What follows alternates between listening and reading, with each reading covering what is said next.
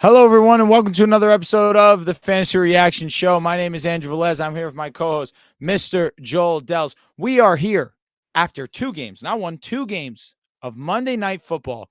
Bills versus the Jaguars, but more importantly, Bengals versus Commanders. And Mr. Dehls, we just watched the Bengals season end right before our eyes. They fall to 0-3 against the Washington Commanders. Probably the shock of the season so far. Talk to me. They've lost to the Patriots and they've lost to the Washington Commanders so far this season.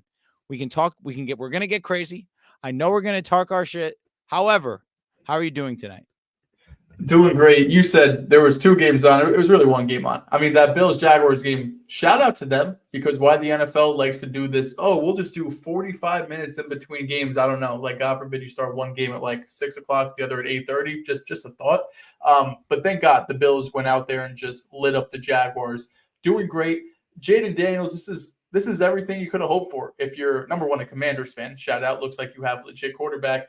And number two, for fantasy football, this was the dream, right? When we talk about rookies, when we talk about rushing upside, when we talk about guys that can break out, this is the performance you think of. You go out there, okay, maybe not 90% completion percentage, but 250 yards and 2 passing touchdowns. You add another rushing touchdown on the ground, have 12 carries.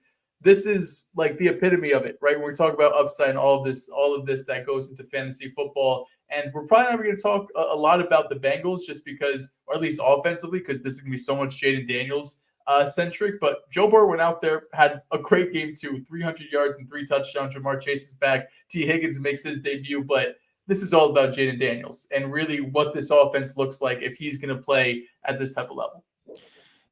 I agree and I disagree. I disagree where we're saying we're not going to talk about the Bengals, bro. We're going to talk about the Bengals.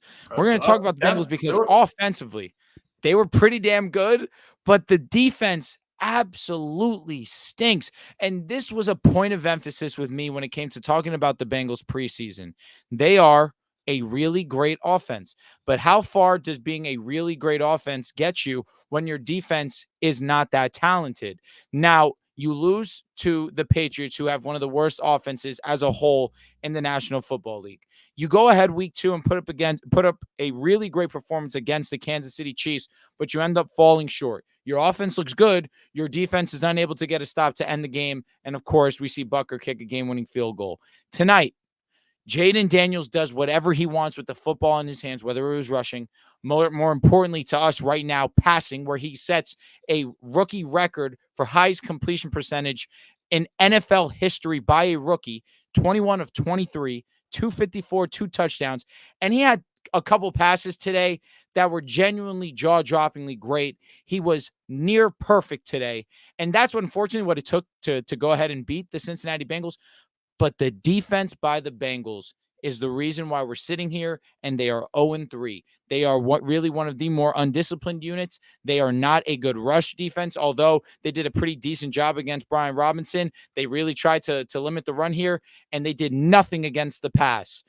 Cam Taylor-Britt was talking crazy on Cliff Kingsbury, and Cliff Kingsbury said, "Hold my beer. I got you." And Jaden Daniels really said, "I got you, Cliff. Don't worry. I'm going to take us to the promised land." And he goes out there and he absolutely dots the Cincinnati Bengals. You look at that last drive, one of the last drives, the last drive for the Commanders, when it's 2nd and 20. They go 2 screen passes. They trust their offense so much that on 4th and 4, they put the ball in Jaden Daniels' hands because he wants that opportunity, and he goes, delivers a strike, and keeps the drive alive. Then, a few plays later, throws one of the nicest balls seen this season to Terry McLaurin on the sideline for a bomb touchdown to get Terry for over 100, his breakout game of the season as well. The Cincinnati Bengals are done. We're not talking about this team as a contender. I don't know if we're talking about this team as a playoff team anymore, Joel. This defense is that bad, and you go 0-3 with 2 of these games being losses to the Patriots and the Commanders, your season's done. The reason why we weren't panicking or as much on the Bengals last week was because, they got the Commanders coming up. They got the Panthers, Giants in a few weeks. We were expecting them to come out and, at a minimum, beat the Commanders, right? And now you look at the schedule. The Panthers all of a sudden look like a frisky team who has a real offense with Andy Dalton and a defense that just put together their best performance of the season. The Giants just went out there and beat the Cleveland Browns. Again, I'm not going to be taking the Bengals, or excuse me, the opposing teams against the Bengals here, but they don't look like cakewalks anymore. And you fall to 0-3, the room for error is zero now. You can't have another bad loss basically all season long because you still have to play everyone in your division still. Browns twice, Ravens twice, Steelers twice. All of those teams, maybe outside of Cleveland, look better than you right now, especially the Ravens who are coming off a big win in Dallas. So, I mean, the biggest story, of course, is the Bengals defense, right? Like they let up 38 points to this Commanders offense. Commanders offense, we know, has some weapons on there. We like the quarterback, but I don't know if we're expecting the Bengals defense to be that bad, especially when Brian Robinson, like you mentioned, couldn't get anything going. Austin Eckler leaves this game around the third quarter. He gets concussion. And a lot of their success so far this season has been through the ground game. Brian Robinson's been one of the most efficient running backs in football up to this point, and he was an absolute no-show. I think the game plan going into this was, let's stop Brian Robinson and Austin Eckler. If Jaden Daniels beats us over the top with Terry McLaurin and Noah Brown and these guys, then so be it. And Jaden Daniels went out there and did it. So to talk about some of the fantasy players or the biggest fantasy impacts here, Brian Robinson, 16-33, did get a rushing touchdown, which kind of saves his night from being a complete disaster. But Austin Eckler, like I mentioned, going down, concussion protocol. Don't know what's going to happen there. But if he's out, of course, Brian Robinson gets a boost. But I think the biggest talking point here is Terry McLaurin. The first 2 weeks of the season, this guy wasn't a top 50 wide receiver for fantasy. Breakout game, sees 6 targets, 4 receptions for 100 yards, has a bomb touchdown, another bomb on the left-hand side that gets down in the 5-yard line, and another potential touchdown where if Jaden, one of his 2 incompletions, gives him a better ball because he beat the defender off the line of scrimmage. If Jaden gives him a better ball, we're talking about potentially 2 touchdowns and 130 or 140 yards. So I'm not there yet on Terry where I'm like, go and put him in your lineup. But this gives him hope, right? If Terry went out there and had another wide receiver 50 game, we're talking about like, damn, like, would you rather have Terry McLaurin or Jawan Jennings for these next couple of weeks with Brock Purdy? That's kind of the scenario we were sitting with. So it was great to see Terry McLaurin there. And from Cincy's side of things, Joe Burrow was great. Jamar Chase was great. I think we could take a sigh of relief there. T. Higgins' first game back, wasn't expecting anything monumental. Gesicki, 4 for 47, solid. Andre had himself another touchdown. And then the running back room was Zach Moss and Chase Brown. Zach Moss was the leading carrier there, 12 carries for 58 yards. But Chase Brown, again, was the more efficient back, 7 for 62. Moss was one with the touchdown. But through 3 weeks, I think it's still pretty consistent that neither of these guys are people you can really trust because they both kind of bite into each other's work. But I think in a pinch, both of them probably trust Zach Moss a bit more because of the guaranteed work or you know, if you have to start one, it's not the end of the world type deal.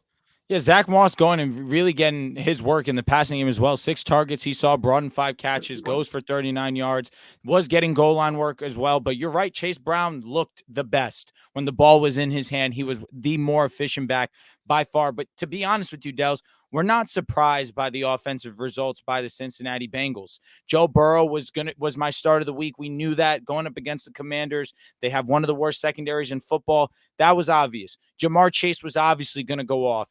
T. Higgins was 1 foot away from having himself a very solid game. And then he also had one of those catches on the sideline in the last drive of the game that they ended up having where he also could only get 1 foot down. So I'm very optimistic about T. Higgins moving forward. They obviously were trying to get him the ball often, especially in red zone opportunities also. But again, this is not a surprise to me. The surprise becomes the Washington Commanders becoming one of the more efficient offenses. Last week against the Giants, although they did not score a touchdown, they scored on every offensive drive that they had. You already mentioned it. There were no punts, no turnovers in this game. That goes for Washington and it goes for Cincinnati.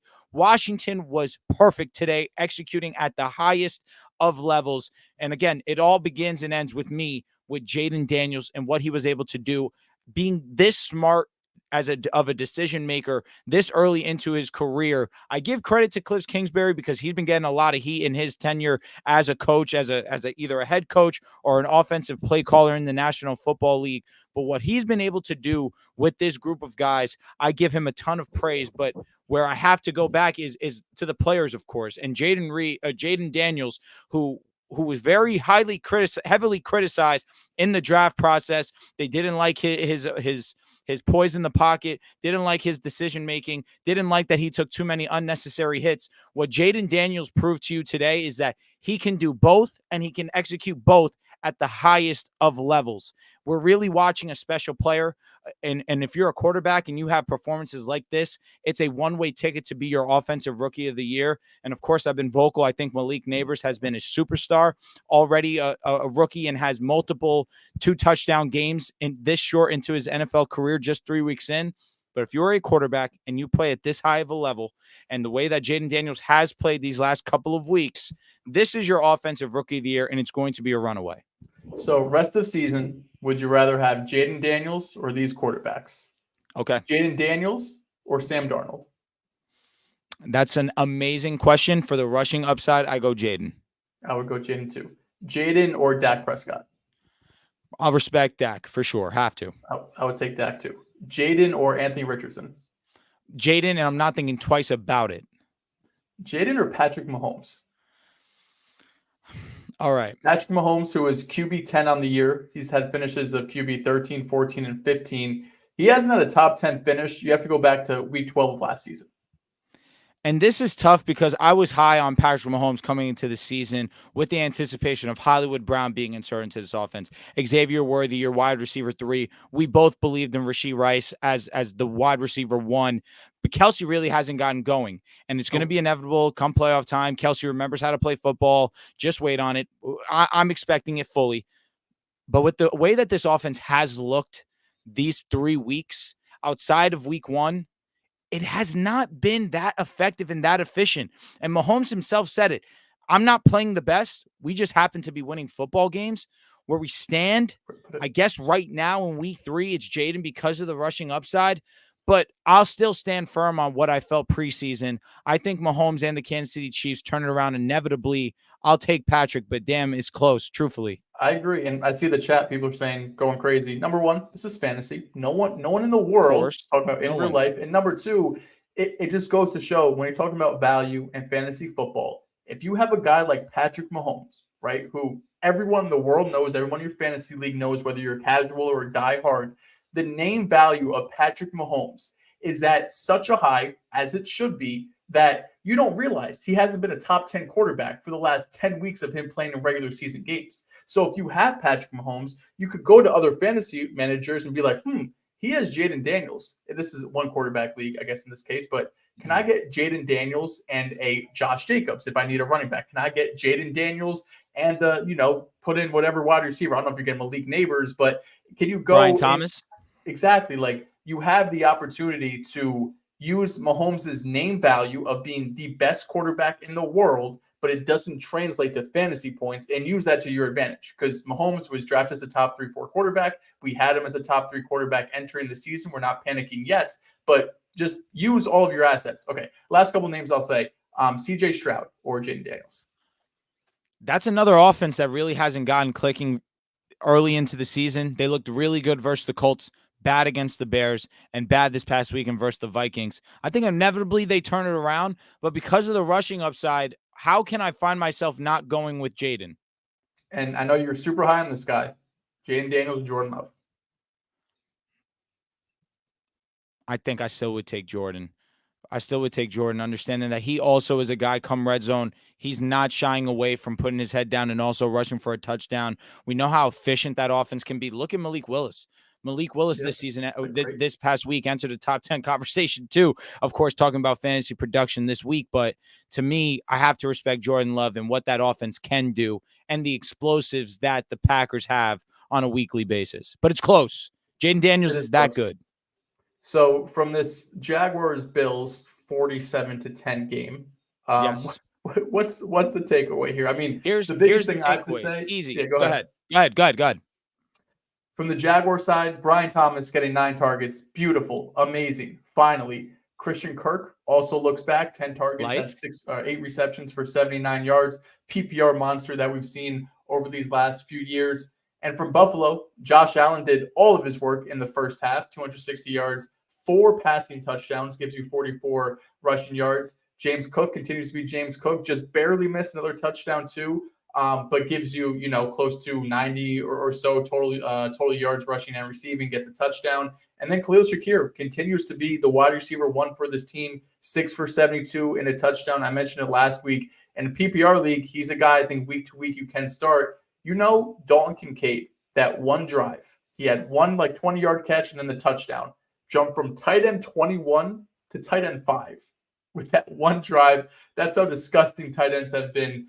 But yeah, I don't have many other takeaways. Travis Etienne actually looked decent, 11 for 68. Bigsby only got 2 carries, but man, Doug Peterson, I don't know if he's going to make it through the night, because you fall to 0-3 in this fashion, it's hard to survive that. The Jaguars are bad. They are a bad football team. Talk about the Bills, because I wanted to spend a little bit more time on Jacksonville. Real quick, the Buffalo Bills, they probably are the best team in the AFC where we currently stand right now. I understand that the Kansas City Chiefs are 3-0. Of course, by record's sake, we have to respect Kansas City. Of course, they also are the back-to-back reigning champions. However, right now where we stand, the Buffalo Bills are the most complete team in football. They have one of the most efficient. I think right now they are the number 1 ranked offense, and they also are number 1 when it comes to point differential. I look at Josh Allen and what he's been able to do these past 3 weeks, and how they were able to cruise to a victory in week 2 versus Miami. Week 1, lit it up against Arizona in the second half, came back after trailing 17-3. James Cook is a workhorse. He is one of the best fantasy options at the running back position. Another touchdown, already clearing his touchdown total last season. He goes 18.7 fantasy points this week. That touchdown that he dropped killed me, because that was kind of his icing on the cake of showing I'm a more complete player this season. He's looked really clean as a receiving back so far in these 3 weeks. Aside from that opportunity that it goes right through his hands, we could be talking about one of the best running back finishes this week if he does bring that in. But again, the Buffalo Bills are scary. They're amazing on defense, and they are very, very efficient and prolific offense as well. And so long as Josh is on the team, you never have to worry about them putting up points. Now, for the Jacksonville Jaguars, I think it's a genuine conversation about Trevor Lawrence and his regression as a quarterback in the National Football League. I believe that he still is extremely talented, has all the traits to be a great quarterback in this league.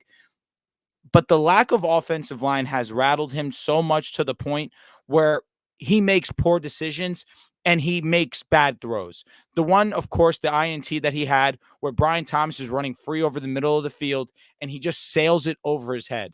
And I've seen throws like that from other quarterbacks. And of course, it usually ends in INTs, but we rarely see that, or we really haven't seen that from Trevor. Usually is one of the more accurate quarterbacks. 21 for 38, throws for under 200 yards. But sailing that INT, it just goes to show you how uncomfortable he is in the pocket.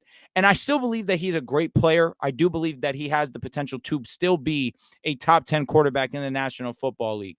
But where we stand right now, Doug Peterson has also failed him in terms of play calling. I believe that him and the lack of confidence that he has with the guys up in front of him protecting him, it's forcing him to make bad decisions. And so with that also translates perfectly into him also not playing well. And of course, getting blown out by the Buffalo Bills. So I really have my concerns with Jacksonville as a whole. Their defense is not good. Their offense simply is not good either. But the rest really, when you're going up against the Buffalo Bills, you really have to step up to the plate and really play to their level. And they haven't. Now, Joel, we have a treat, because there's a man also waiting in the queue, and I'm sure the fans are going to absolutely love this. And, of course, we're going to have to go back to talking about Cincinnati, because Mr. Joel Moran was kind enough to stop in and spare some of his time to talk about Monday Night Football. Now, Mr. Moran, first off, I'll ask you, how are you doing tonight? I'm doing great. I would have came here earlier, but I just finished recording some TikToks. But it was an awesome night. Joe Burrow played really well. He had 2 deep passes to Jamar Chase. You got to love that from my fantasy outlook. The Bengals offense is back. They're back, baby. Now, they may be back, and we never doubted it. We always knew that it was going to be an offensive light show. But, Mr. Moran, where you and I need to have a little bit of a conversation, I'm sure we'll go a little bit more in depth tomorrow on the Full Length podcast. Make sure you guys go check that out. This Cincinnati Bengals defense is, to put it kindly, dog shit. It's not good. And you and I had multiple conversations about the Cincinnati Bengals and my main concern being their defense. Of course, the idea that Jamar Chase was not going to be present was at the forefront, but he's played all games. And now we're 3 games in. You've lost to the Patriots and you've lost to the Washington Commanders. Are we panicking? Is the panic meter still at 0? In 1979, since 1979, this is interesting. You are I have amazing. for you. You're Since amazing. Okay. 1979, 7 teams have made the playoffs after an 0-3 start. Only 2 since 2000 have done it. The second one is going to be the 2024 Cincinnati Bengals. I haven't done it yet. The Indianapolis Colts were the last one? I don't remember the names on the top of my head, but I know that 6 teams since 1979, it's about to be 7 because the Bengals are still making the playoffs. Oh, wow. This was a wake-up call, and they needed a wake-up call. There are times when teams just need wake-up calls, and the alarm is buzzing. I think the Bengals have woken up, especially Cam Taylor-Britt and this arrogant Bengals defense. That's what I hate the most. I love Cam Taylor-Britt's honesty, but when you call this offense easy, you call it simple, and a rookie quarterback goes on the road and completes 90% of his passes, 290 yards, 2 touchdowns, has a historic game against you. You have to be embarrassed. I mean, the last drive of the game, I thought the Bengals were getting a stop. They got 2 penalties that favored them that pushed the Commanders back. The second time, it was 1st and 15. Trey Hendrickson gets a sack. 2nd and 21. Dami Brown picks up 16 yards off of 2 straight screen passes. That's embarrassing. I mean, you know it's coming, and you still can't stop it. And then they convert a 4th and 4. And then, of course, the Jaden pass to Terry McLaurin, which I think was a throw and catch, arguably, of the year. The Commanders get a lot of credit, and I think Jaden Daniels proved tonight why he was the 2nd overall pick, and he looked very special. For the Bengals, the major issue that they're going to run into is that their defensive tackles are hurt. B.J. Hill, Shadow Rankins, they just don't have a defensive line outside of Trey Hendrickson. Everybody on that defensive line cannot create any pressure. But here's where I shift my attention to Luanarumo. Jaden Daniels had moments where he was good against pressure, like the very last play of the game where he threw that touchdown to Terry McLaurin. But for the most part, there were plays in there where I thought he struggled the most when he was pressured and when the Bengals did blitz him. The Commanders had 6 real offensive drives because 2 of them were at the end of the first half and at the end of the game. The Commanders scored on 6 of those 6 drives. 5 of them were touchdowns. Only 1 of them were a field goal. This is a defense that just came off of giving Mahomes one of his worst career games that he's had in the NFL. So, of course, we're all expecting them to beat the Commanders, and this was supposed to be a statement game. But obviously, the way that Cam Taylor-Britt commented on this offense, I think that mindset trickled down the entire defense, and they just thought they didn't have to take this team serious at all. But moving forward, now they understand, okay, now we really can't mess around going forward. And I look at their schedule. They're on the road against the Panthers, and I'm not over here saying that these games are games that they should just easily win because now we see how the Andy Dalton Panthers look like. I mean, they could very well go in there and lose. They got the Ravens at home, then they face the Giants on the road, then they face the Browns on the road. This could be 3-4, and you win 3 of your next 4 games, and then you're sitting at 3-4. I think the one loss maybe comes to the Ravens, and your season can still be salvaged. But this is a wake-up call. The good thing is that every time the Commanders scored, the Bengals scored right back. I would have liked some of those drives to not be field goals and to be touchdowns instead, but the Bengals kept them in this game, and if that defense can just improve, then they could win going forward, and they could still make the playoffs. But this was the rudest wake-up calls. Week 1, drop touchdown from Mike Gesicki. That's why you lose to the Patriots. Week 2, missed DPI call. I mean, not a missed DPI call. It was a right call, but a defensive pass interference call on your rookie safety. That's why you lose the game against the Chiefs. And in this game, I thought they were just flat out outplayed from beginning to start to finish. But yes, I mean, easily could be 2-1 right now. We sit at 0-3, but I think they could win three of the next 4 games. We is crazy. We is definitely a little crazy. I think. Listen, we just went over the schedule as well. Drew and I just went before you came up here. We went through the schedule. I agree. The opponents for this Bengals team with Joe Burrow, their pedigree, should win against the Panthers. They should win against the Giants. They should take at least 1 game between the Browns and Ravens game, and it's not out of the realm possibility you could take both. On the other hand, this defense looks so terrible right now that they could go 1-3 over the stretch, right? Like the Panthers could go out there and do they have a back-to-back games where Andy Dalton puts up 300 yards and 3 touchdowns? I mean, he just did it to the Raiders. Why can't he do it against the Bengals? The Ravens, who just ran all over Dallas, 200-plus rushing yards, they can't do that to Cincinnati. The Giants, I don't know how real they are. In Cleveland, same thing. Their offense is just so broken right now. But when you have a defense that's this bad, talking about Cincinnati, your room for error is so small because now all of a sudden we have to score points every single possession to be in games. You're kind of in a Philadelphia Eagles type mindset, how they've looked the last half of or really all of last year. And entering this season thinking about game 1 against the Packers, where defensively we're going to give up points. That just puts on more pressure on your offense. And it's not like this offense is perfect, right? Like Jamar Chase, T. Higgins, and Joe Burrow, beautiful, amazing.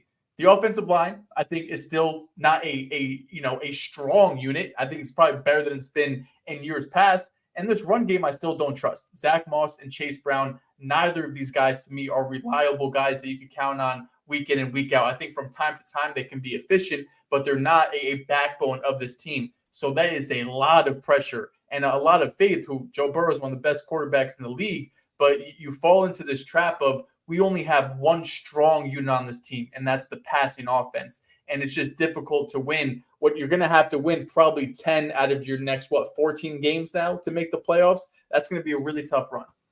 They won 9 straight, though, to end 2022. You know what I think saves the Bengals? I think what saves them is, of course, their schedule. But what saves them even more is that most of the teams that we thought, including the Bengals, would be better than they are right now in the AFC are not. The Miami Dolphins are going to be without Tua for a while, and that's a wild card team that now drops out of the race because he's not present. I'm looking at the AFC, the Texans, the Chiefs, the Bills, the Jets, the Steelers.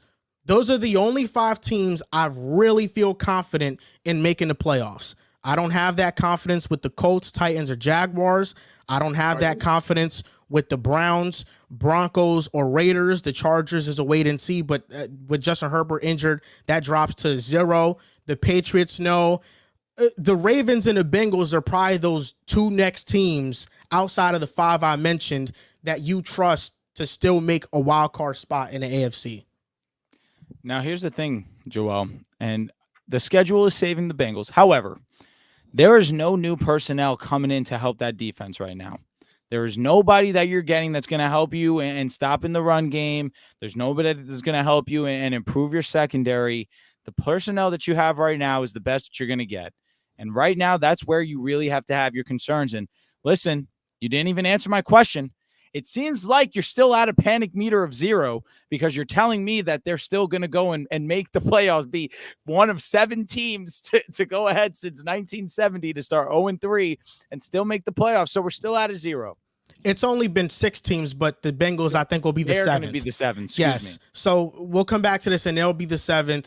The panic meter's still at a 0. Of those teams, of those 6 teams since 1979 to make the playoffs after starting 0-3, none of them have made the Super Bowl. So if this is the panic meter of can the Bengals make the Super Bowl? Oh, I'm at 100. They're not going to make it. But can they make the playoffs? Am I panicking about that? No, I think they'll make the playoffs. I mean, you look at their schedule. They have the Broncos. They have the Raiders. They have the Chargers. They have the Cowboys. I think those are all winnable games. They have the Giants. They have the Browns twice. If they don't make the playoffs, it's an epic failure. But I think they will. Moran, I'll be honest with you. It's not looking great.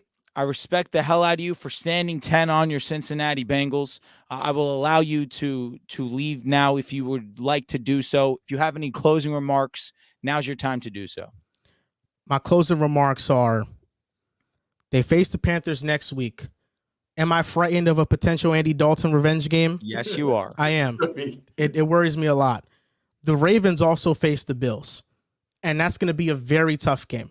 We could be sitting here next week with the Ravens at 1-3 and the Bengals at 1-3 because I do think this was a wake-up call for the Bengals. What I think happened is I think they almost beat the Chiefs, and they got a little bit ahead of themselves. They got a little bit cocky, thinking that they're the second-best team in the AFC, and they needed this type of ass-whooping to now realize, okay, we can't mess around no more. Everything has to be perfect from here on out. And they showed it that they could do it in 2022, and I think they could show it once again. But Joe Burrow is going to have to play at an MVP level for the rest of the season for their season to stay alive. And listen, there's no reason why he can't do it. But Mr. Moran, we appreciate your time. Of course, we're going to have more conversations tomorrow, but it was nice to get some early thoughts. But again, we appreciate you. Have a good night, sir. Have a great night, fellas. All right, let's read some super chats, and then we'll get on to our studs and duds of the week. Shout out to Justin Mary. He says, Josh Allen fantasy GOAT. I mean, if that isn't the damn truth. The no worry Bengals. I'll tell you what, my lock of the week. Lost me a pick in Survivor Pool. I was pretty upset about that. But I'm not too mad about it because we get to laugh tomorrow on the podcast talking about Cincinnati. Freeholder 33 says, I would let Jaden and Jamar some of these you have to read before putting them on the screen, and that's on me.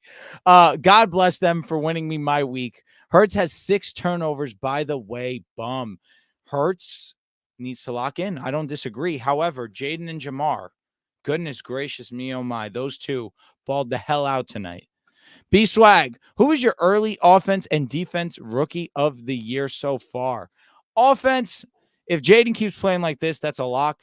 Defense, that's also tough because there's been no one that's really stood out. Byron Murphy probably would be my early candidate right now, the way that he's playing over there in Seattle. He's been fantastic. Show a little love to Quinyon Mitchell these last couple of weeks. He's really done an excellent job over there in Philadelphia.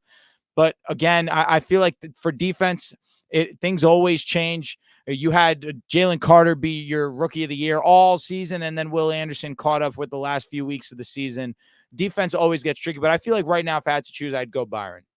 Jared Verse probably in that conversation too. He said a few sacks. Defense is such it's a shot in the dark, honestly, right now. Offense, Jaden Daniels, Malik Neighbors are the early takeaways or the early favorites. Marvin Harrison, who we all said, oh, it's a lock. Marvin Harrison's going to do it. Or Caleb Williams, oh, it's a lock. He's going to do it. Are kind of like in that second tier, maybe even Caleb third tier right now. But the game Jaden just had, right now, he's number 1.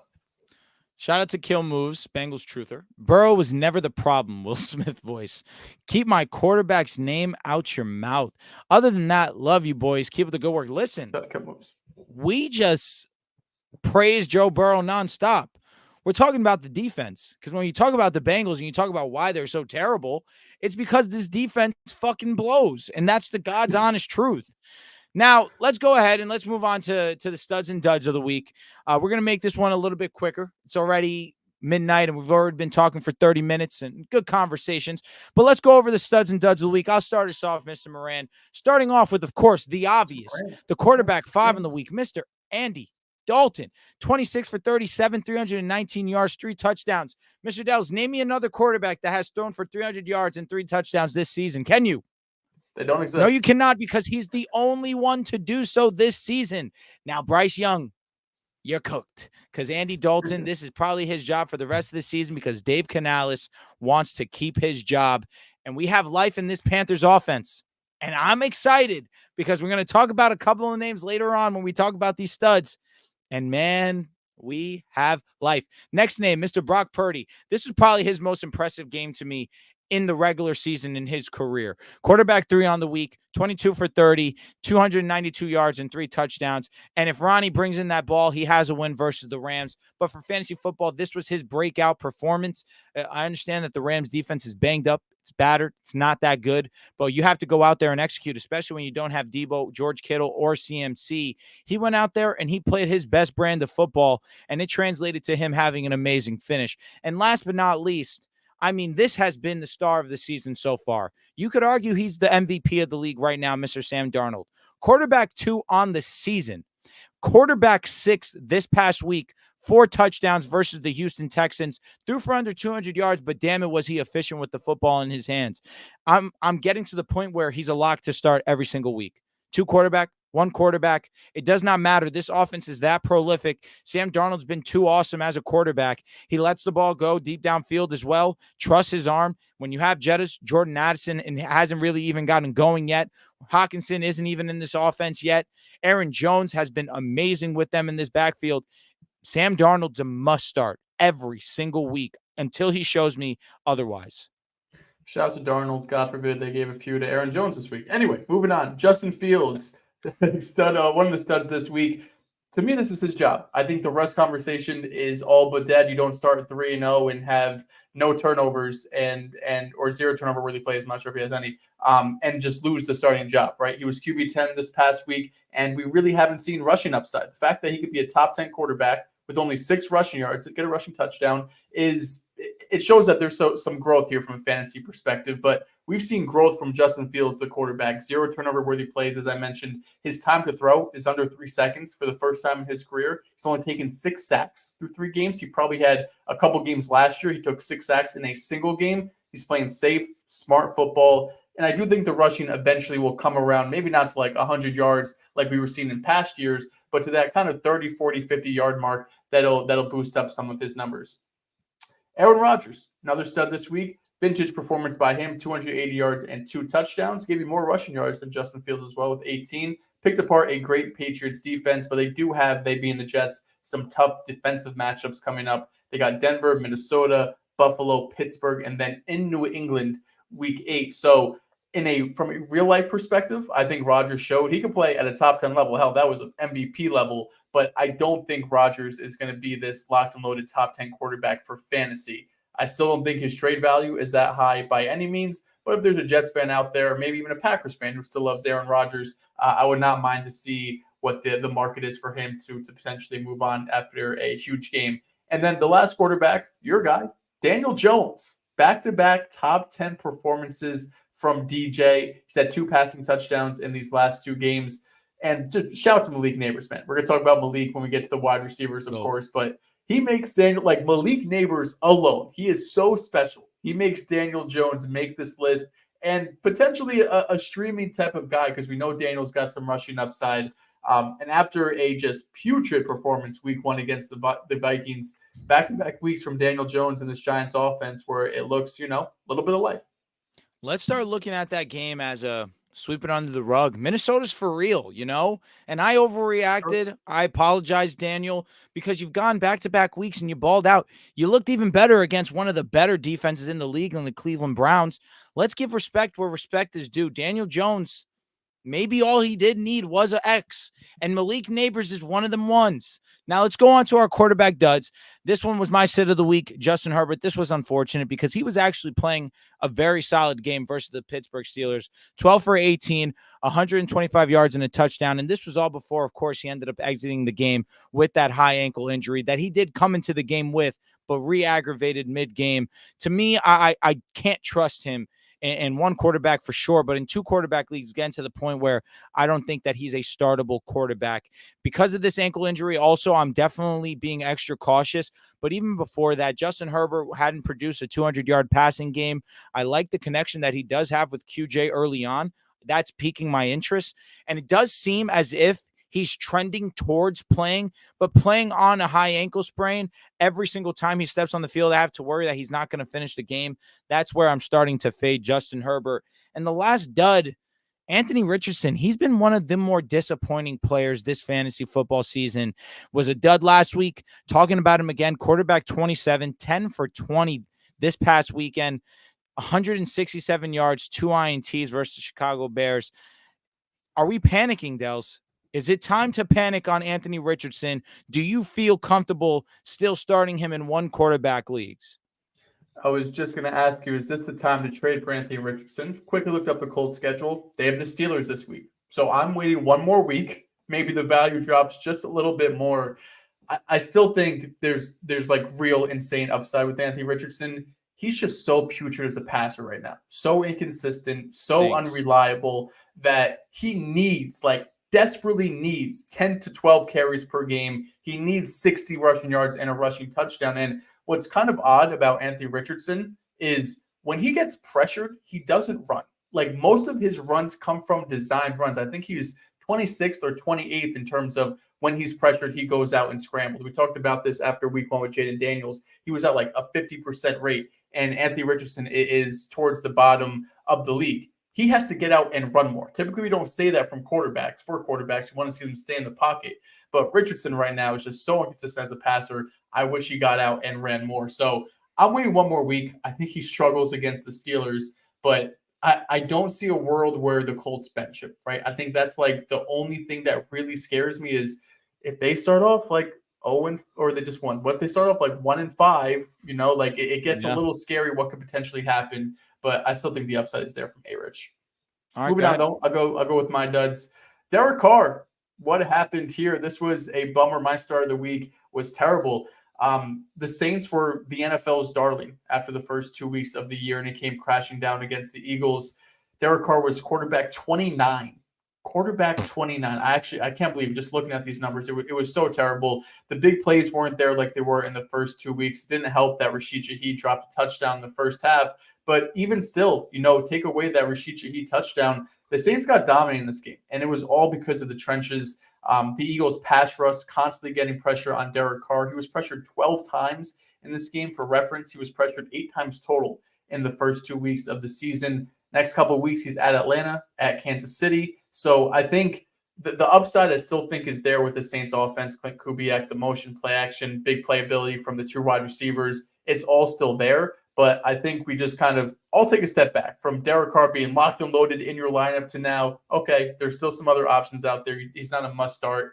And the other quarterback dud, it's not really a dud because no one's starting him, but I just wanted to take note. Jacoby Brissett got a little banged up in this Jets New England game on Thursday night. Drake May is lurking, right? And he has the potential, even with a poor supporting cast, to be a fantasy relevant player because of his rushing ability. He was someone at North Carolina who was able to rush for 500 yards or so. I believe as his career high. 12 dropbacks. He had 2 rushing attempts, went for 12 yards. In 2 quarterback leagues, I look at him and like Jameis Winston in a very similar light, where they're probably in free agency right now. But if either of those quarterbacks, Jacoby or Deshaun, get put on the bench, they're going to be one of the top bid players for the upcoming week. So on a Tuesday waiver, Wednesday waiver, when waivers run, he's not somebody I'm looking to pick up right away. But again, on Sunday, when one of your players gets ruled out, can you put them on IR and potentially pick up a quarterback if you need one? Because Drake May, if he starts with his rushing upside, it's not Jaden Daniels level, it's not Lamar Jackson level, but I think it's at a safe enough level where he could give you like top 20, top 18 type of production. It could be like Bo Nix level. Yeah. Sure. Thank you. I appreciate that you didn't knock me there. That being said, Bo Nix is leading the team in rushing. He's him. It's okay. People were talking shit on him, and he might be him. I'm kind of hyped because he kind of looks like baby Daniel Jones. Oh God. I heard it, and that's on me. Oh, God. Now let's get on to our running back studs. Jonathan Taylor. He's here. After a terrible week 1, 3 yards per carry against the Houston Texans, back-to-back weeks of over 100, RB5 on the week. He goes for 23 and 110, had 2 rushes of over 20-plus yards, had 2 touchdowns. He's here. Let's not worry about Jonathan Taylor anymore. We're not even going to talk him about we're not going to mention him in our studs moving forward, because you understand when he's at 100%, he's still one of the best running backs in fantasy football and football, period. So obviously great to see him still dominant. Next, Devin Singletary. Makes an appearance here, running back 9, 16 for 65, did get into the end zone and would have had 2 if he wasn't the best team player of all time, sliding at that 1-yard line to lock the Giants W up. 4 targets, 4 catches, 43 yards intrigues me as well. I give a lot of credit to Devin Singletary. He has been a little bit of a journeyman after the Bills, goes to the Texans, now comes to the Giants, replacing Saquon Barkley. And he's been doing a pretty fine job. Only knock to him is that he has fumbled the ball in consecutive weekends. He needs to do a better job of taking care of the ball. But to me, I'm looking at him as a low-end RB2. To be honest with you, I feel that confident in him. He's getting that amount of workload that if he's your RB2 moving forward, that is not the worst thing in the world because of the amount of touches that he is getting. And the last name I'll show some love because there's going to be a Panther at every single position. Chuba Hubbard, RB4 on the week, 21 carries, 114 yards, 5 targets, 5 catches, 55 yards and a receiving touchdown. I bring him up not only because the Panthers were one of the biggest surprises and one of the better surprises, I should say. It really was nice to see them ball out the way that they did. But you have Jonathan Brooks waiting. They just drafted him, of course. People have him stashed on either their IR or on their bench, waiting for him to go. Chuba Hubbard after this game, is it just an immediate that it's just full throttle Jonathan Brooks? it to me now seems as if they'll lean a little bit more of a split, because 21 carries, that's showing me they have a lot of faith in you. I know game script went really in their favor early on, and that they obviously could establish the run a lot more. But regardless, 21 opportunities for Chuba Hubbard. I don't see him just going away out of nowhere. Yeah, no way. And I don't know sorry if you mentioned the receiving work too. He got, Sure. 40, 50 receiving yards as well. That's the thing with Jonathan Brooks. Like, even entering this year, we knew he was going to be on IR. He's going to miss the first 4 weeks. But those first few weeks back, like, Jonathan Brooks isn't coming back week 5 if he's even available and getting 20 opportunities. Like, he's probably going to get 8 to 10 opportunities week 1, 12 his second week. Like, it's eventually going to be gradual. And if Hubbard's going to look like this, it's probably going to take longer to incorporate him in the offense. But if you did stash Jonathan Brooks, he's someone that fantasy playoffs, when we talk week 14, 15, like, this is a guy that could legitimately be a league winner. So if there's anyone out there who maybe the Jonathan Brooks manager sitting there at 0-3 or 1-2 needs a player, you're there 2-1, 3-0, potentially can make a move. The running back studs I'll go over. So first off, Saquon Barkley. We know how much of a stud Saquon is, but RB1 through 3 weeks. If we redid the draft, he would be probably the first overall pick in fantasy. 5 touchdowns through 3 weeks. Shout to Riv, Offensive Player of the Year. He looks like the favorite right now. Kyren Williams. I was a bit scared for Kyren Williams entering this week going up against the San Francisco 49ers. We know about all the injuries to this Rams team. I was just worried, if you just sell out on the run and let Demarcus Robinson beat you, what's it going to look like? And it wasn't pretty. Average under 4 yards per carry. This is the third straight game, has not been that efficient, but 3 touchdowns. You could be as inefficient as you want if you get 3 touchdowns. And I still think there is so much receiving upside here that we haven't really seen yet, especially with the injuries to these wide receivers. So I don't know if he's not going to get 3 touchdowns every week, but I do think he'll be able to make up for some of that in the passing game department. And the last player I want to add or want to mention is Bucky Irvin. Bucky Irvin had another kind of breakout-like week for the Tampa Bay Buccaneers. Rachaad White has been such a mid to bad rusher in the NFL ever since he entered the league, and Bucky has entered and has been explosive and the clear better running back out of this duo. He's averaging the second most yards per carry in the NFL at 6.2. 56% of teams' rushing attempts in week 3, 10% of the targets. He was a yard away from a touchdown through 3 weeks. Bucky has 145 yards on 24 carries. Rachaad White has 66 yards on 31 carries. Then after the game, Todd Bowles says Bucky Irvin has earned himself more reps. I think as the season goes on, we're probably going to see Bucky Irvin take over the 1A role for this team. Rachaad White's still going to be used in the passing game and as a blocker, but Bucky Irvin has shown that he could be explosive when running the ball as well as being a decent pass catcher. He's probably picked up in most leagues, but I'm sure there's at least one league out there that you're in that he's still on the waiver wire. And he's someone that, even next week could be considered as like a flex option for your fantasy team. Now, Bucky was definitely getting shifty against my Broncos, but let me share a quick story. Now, even I have my start-sit conversations and my doubts, and I definitely had one of those with Kyren Williams. You mentioned him, and I, of course, I have to share because Charles is going to listen. Shout out to Big Chuck. I called Charles, and I said, bro, I need your help. I don't know what I'm going to do. Kyren, I don't love the matchup this week versus San Fran. And T. Higgins is going up against Washington. I know it's his first week back, but I feel like I need a big play. I'm thinking about it. Who should I start? He says, Drew, why are you even thinking about this, dude? You send Kyren out there and you don't think twice about it. And sometimes you just got to listen to your big bro. As the little brother, sometimes it's just your job. You know what, big bro, you got it. Shout out to Big Chuck, because honestly, if I don't start Kyren Williams, I don't win this week. So even us who we claim that we're quote unquote experts, sometimes you still need to go ahead and talk to one of your bros to help you out. So shout out to Big Chuck. Now let's move on to our running back duds. Of course, we have to talk about one in specific. DeAndre Swift is done, bro. I'm done with DeAndre Swift. I want 0 stock in him. I want 0 share. Honestly, I'd contemplate dropping him. If you're not going to ball out against the Indianapolis Colts, who have allowed over 400 rushing yards through 2 games before this one, and you go out there and you average 1.5 a carry, 13 for 20 yards, how can you be trusted? I get it that you're a little bit relevant in the passing game, but to be real with you, if you're going to do this, be this putrid on the ground, you have one gain of 20+ yards, which was 20 yards exactly. How can we be confident in you? There's nothing I want to do with DeAndre Swift. We used to be fans of him, Joel. We were riding the wave for a while. It's done. He's not a good running back. He's not a good fantasy option. I'm moving on. Now, a guy that I want to give a little bit of grace to is Mr. James Conner. He's been a guy that's been super reliable, a bell cow, not many of those in the National Football League, but did have a down week. RB 45, 9 carries, 17 yards, 1 catch for 8 yards. 3.5 fantasy points. I still trust him. I have no concerns. I'm sending him out every single week. This was a bad performance by the Arizona Cardinals. The Detroit Lions have a really great run defense. That's one thing that they'll never lack. And honestly, their secondary these last couple of weeks has really impressed me. They've done a great job. But James Conner definitely was a dud. But I'm not having any concerns. I still trust him moving forward.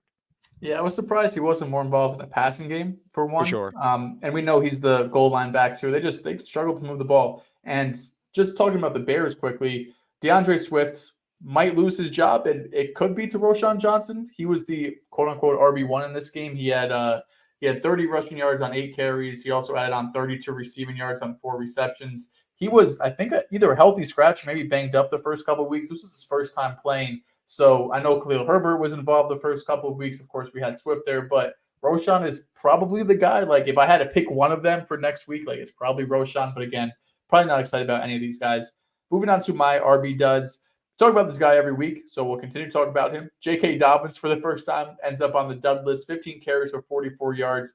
We lowered our expectation, right, going up against the Steelers. This has been one of, if not the best defense in the NFL. But I think I come away from this game and I'm happy and I'm feeling more positive about J.K. Dobbins outside of the Justin Herbert injury. It's because he played 65% of offensive snaps, which is a career high for him. Better than that, he had 86% of the backfield touches. Gus Edwards only saw 3 carries in this game.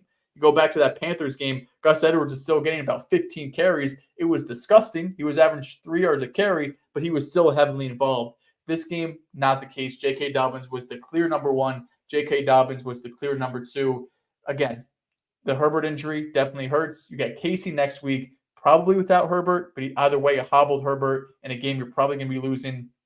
Then you have a week 5 bye. So these next couple of weeks, it's probably going to be a bit tough. Obviously, the bye week in there. But after that, I mean, I'm looking at J.K. Dobbins as like a high-end RB2, and week to week has RB1 upside. The other running back I want to mention is Josh Jacobs, because there's nobody in the world more due for a touchdown than Josh Jacobs. There's 2 running backs who have 50-plus attempts with no rushing touchdowns. We have Josh Jacobs. Can you guess the other one? 50-plus rush attempts. No touchdowns. No touchdowns off the top of the dome ski. He's on a team that hates to score touchdowns. Javante?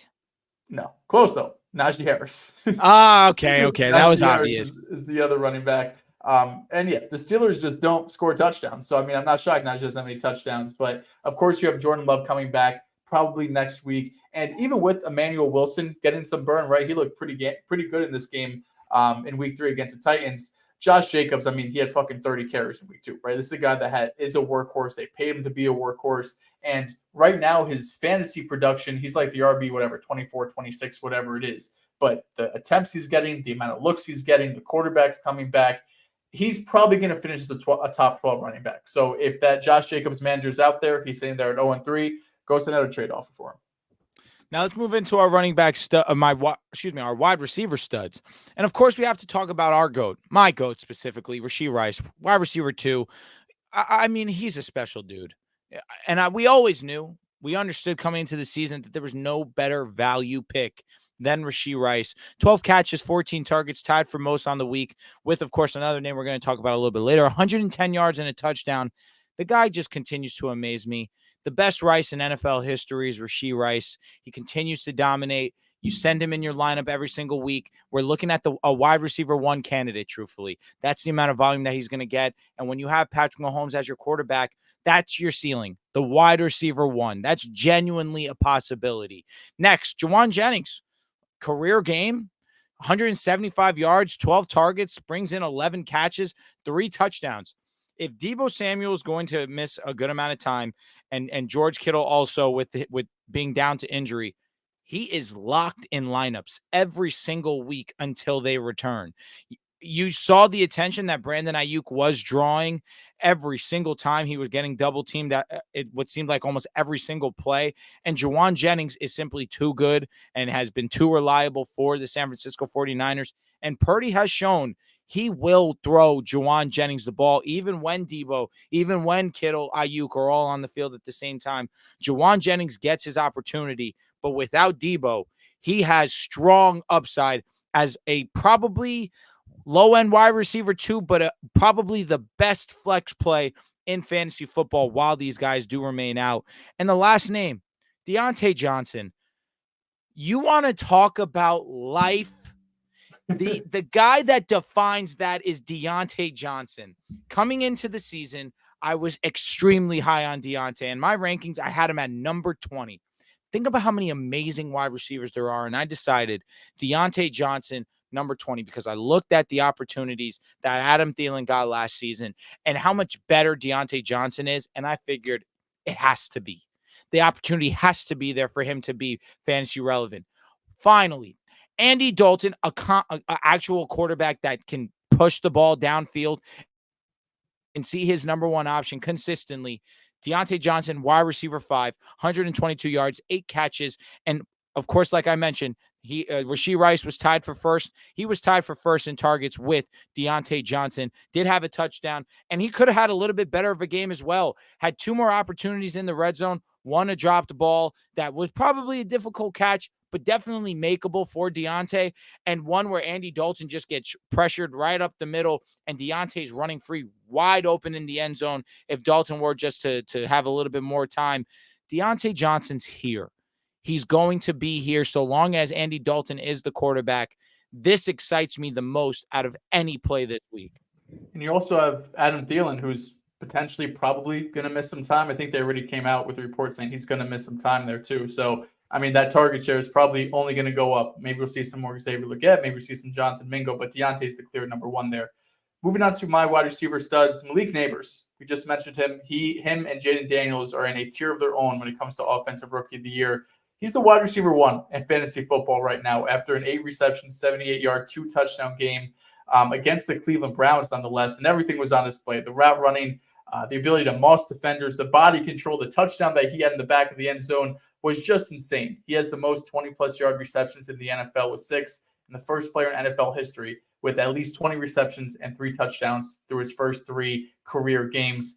He is on. This is what we're expecting when you take Marvin Harrison, right, in the back of the first round in a lot of leagues. Like, this is the type of production that you were expecting. And Malik Neighbors was like the cheaper of those 2 top rookies that you were able to get, around the 4th round in drafts. And he's a guy that's looking like a legitimate league winner, top 10 type of receiver going forward, even on a Giants offense that's going to have its ups and downs. Amari Cooper, my sit of the week, goes out there and shuts me up. Touchdown off rip. I was like, I'm in for a bad day.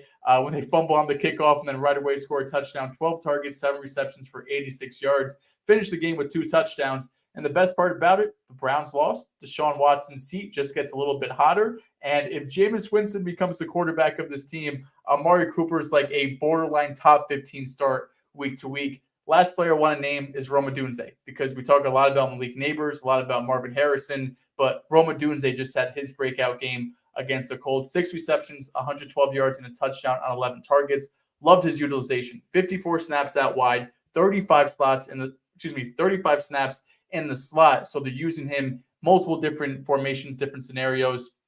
And with Keenan Allen out, he's the clear number 2, arguably number 1 if you're looking at targets between him and DJ Moore. He's on the field for 55 of Caleb's 56 dropbacks, multiple chunk plays in the game. And there were some plays that him and Caleb just couldn't connect on, that if Caleb just didn't overthrow him by 20 yards because he had 5 yards of separation, you could talk about 150, 160 yards and 2 touchdowns. So with Keenan Allen out, still in a good matchup because I don't really trust this Bears offense. Rome Odunze is definitely a player that I'd be excited to start as flex. Rome Odunze looks like the best receiver in Chicago right now. Looks like he has the most explosiveness to him. Looks like he has the best ability right now to create a little bit of separation. And Caleb is realizing that very quickly. And we could be seeing a lot more of Rome Odunze this upcoming season. And you mentioned it. There was some food still to be had on his plate, and they just couldn't get synced up together at times. But still, nevertheless, he still had himself an amazing ball game. Now let's move on to our wide receiver duds. First name I want to mention, Mr. Zay Flowers. Wide receiver 61. After a mediocre week 1, pretty great week 2. Another down week in week 3. 3 catches, 4 targets, 20 yards, 5.3 fantasy points. I don't know what to make of this passing offense for the Baltimore Ravens. It's a mess. It doesn't look great. Nevertheless, Lamar Jackson still putting up fantasy points and is your quarterback 1 on the season.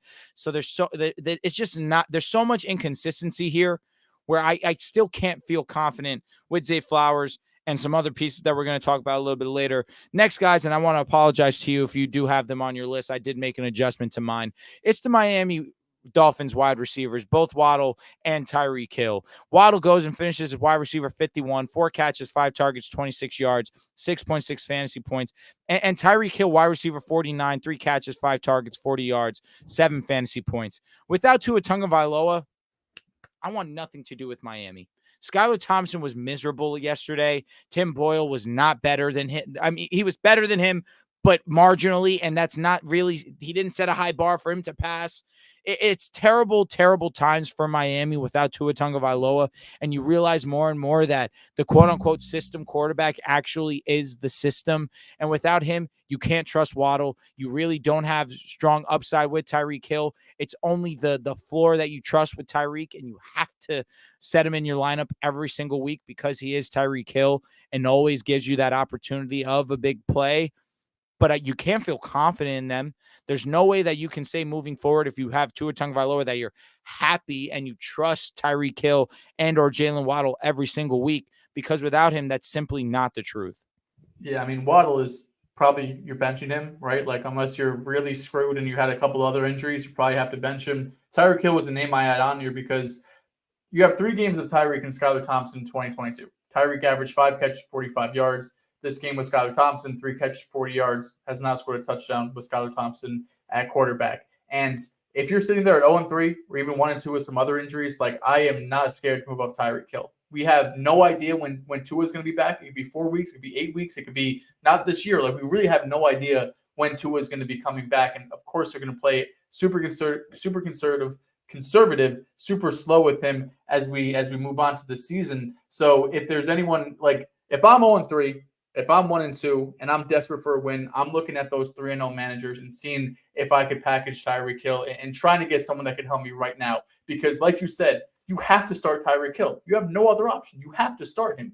But more likely than not, he's going to go out there and probably score less than 10 fantasy points. Maybe you get lucky and he gets a 70-yard touchdown because he's Tyreek Hill. But at that point, it's like, how is that any different than Rashid Shaheed? How is that any different than some of these flex guys that are boom or bust, right? And that's not what you drafted Tyreek Hill for with your first 5 or 6 picks. My other wide receiver that I want to mention, Davante Adams. He has had 2 terrible weeks, 1 great week with the Raiders. I think this is about what we expected when it comes to this offense. 4 receptions, 40 yards against the Panthers. Still at 9 targets, which is encouraging. And now we're starting to get some rumblings about Aiden O'Connell starting, which I actually don't think is the worst thing in the world, right? I know Minshew is kind of thought of as like the more aggressive type dude, but when you look at the numbers, right? Aiden O'Connell and Gardner Minshew, 3.3% big time throw rate, Aiden O'Connell, 3.3%, 7.9 ADOT in Minshew's career, 8 flat for Aiden O'Connell.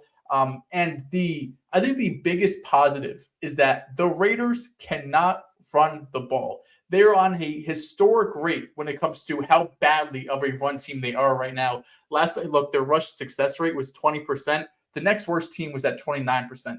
Because of that, they have the second highest pass rate over expectation. This is a team that has to throw the ball out of pure necessity. They're basically a worse version of the Dallas Cowboys because they don't have running backs. They have nobody that can gain ground, with their running backs. So Davante Adams, like I saw the face you made, right? And even I don't feel great about Aiden O'Connell. I don't think he's a good quarterback.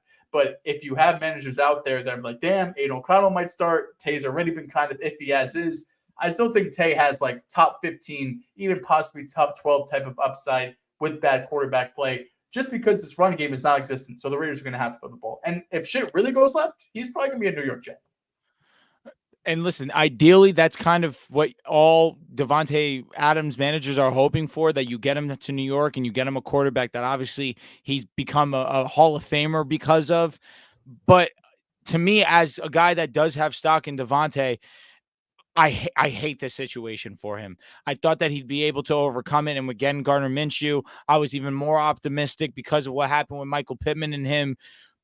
But when you go from Shane Steichen to Luke Getsy, it's evident that he was a product of that system.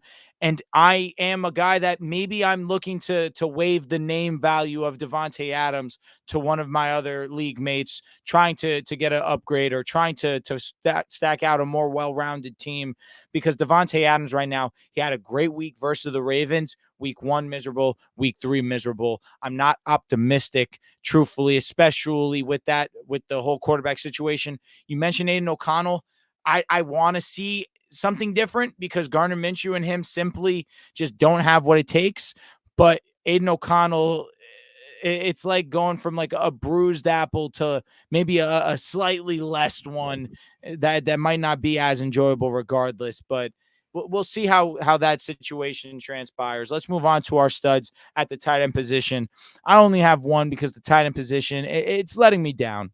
We were so high on it coming into the season, and it's just been dog doo. It's been terrible. But let's give love to Dallas Goedert. Put the team on his back to help beat the New Orleans Saints. 10 catches, 11 targets, 170 yards, 4 catches of 20-plus yards. And this was a game where Smitty goes out, no A.J. Brown, and he had to step up to the plate, and he hit a grand slam. I look at Dallas Goedert. If Smitty has to miss some time, if A.J. Brown is going to miss a couple of more games, Dallas Goedert's locked into a lineup. And I know that you're in a situation already where tight ends are scarce. Dallas Goedert right now in a situation like this is probably a tight end that has some of the most upside, especially with the injuries that we've seen to Laporta. Trey McBride gets injured as well. Kelsey playing bad. Isaiah likely not being great since week 1. Mark Andrews stinks. There's not much that you're looking at with the tight end position that you look at Goedert and you think, hey, I might have one of the best options out right now. Yeah, as long as Smitty, who's probably going to miss this week, and A.J. Brown is probably, this upcoming week is probably 50-50, even if he does play. He's probably not going to play 85, 90% of snaps, right? So, yeah, Dallas Goedert's a must start going into next week. I only have one tight end as well. Shout out to Jake Ferguson. First week back from injury, had 11 targets. Cowboys need him, right? Jake Ferguson's obviously not a guy you're going to go out and be able to pick up on the waiver wire. But you mentioned it, right? We were so high on this tight end class. You got Travis Kelce and Mark Andrews and McBride and Kincaid. All these guys should be so great. And basically everyone sucked. Even Brock Bowers, who was like breakout week 2, 9 for 100, right? He goes crazy, must start every week. Then he goes out there and gives you a fucking dud. So week to week, it's really difficult to predict these tight ends. But Jake Ferguson has shown last year, he's off to a good start this year. He's the number 2 option on this offense. And he legitimately has top 5 upside this year. Now, the dud, I spoke about him a little bit before, but Mark Andrews, dude, it's time. It's time to panic. This button is ringing and it's loud and it's annoying and it won't stop. He played 20 snaps, 33% of snaps. That's third amongst Ravens tight ends. He only ran 6 routes. He ran 4 routes. Of those 20 plays, only 6 of them were passes. It's over. How can I feel confident about Mark Andrews right now? It's one of these situations where it's super inconsistent, just the pass offense alone for the Baltimore Ravens. And Mark Andrews now gets to a point where he's only playing 33% of snaps. And again, also, here's another note. He played 69% of snaps during weeks 1 and week 2, but he only saw 7 targets, only saw 1 yesterday. It's over. It's over, and I don't want to start Mark Andrews until he shows me that he's back. And we can give him some leniency because he is coming back from injury, but right now, it's wraps. It's absolutely gross, and it's not like we have Isaiah Likely taking his snaps and going out there and having 70, 80 yards. It was a weird, first of all, Mark Andrews, no situation should be playing 33% of snaps. He is more or less your wide receiver 1 this team. I guess him and Zay Flowers kind of 1A, 1B at this point because Zay, has shown that he could be a really solid option right now. But I get it. You were up early in this game. It was kind of in the second half, like game was over, even though they made a comeback. But 33% of snaps is insane, right? And it's weird because you look back at last year before Andrews got hurt. I mean, just quickly looking at some of his numbers, like he was tight end 3, tight end 2, tight end 11, tight end 8, tight end 2. Like to start off the year, he was pretty damn solid. And this is the same offense. This is Todd Monken. Of course, it's like Isaiah Likely, another year incorporated into this offense, but it's mind blowing. Regardless, the other tight end I want to mention is another guy that was drafted either tight end 1 or tight end 2 off the board. Travis Kelce, man. He looks old.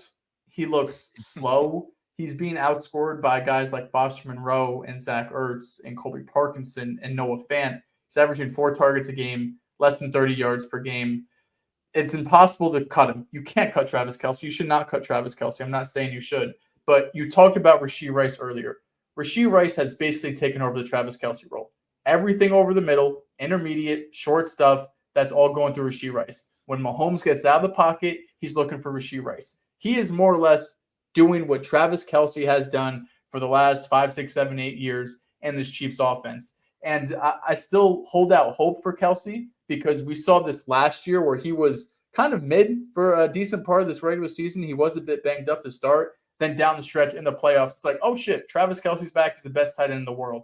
So of course you can't cut him. It's Travis Kelce. But like, if anyone out there believes he's Travis Kelce, like if anyone in your fantasy league think, oh, Travis Kelce, this is the best tight end of all time, tight end 1, like let me go pay up for him, shop him, because it's not just like the numbers 4 for 30. When I watch him play, he looks a step slow. It's not a half step slow. It is a full step slow.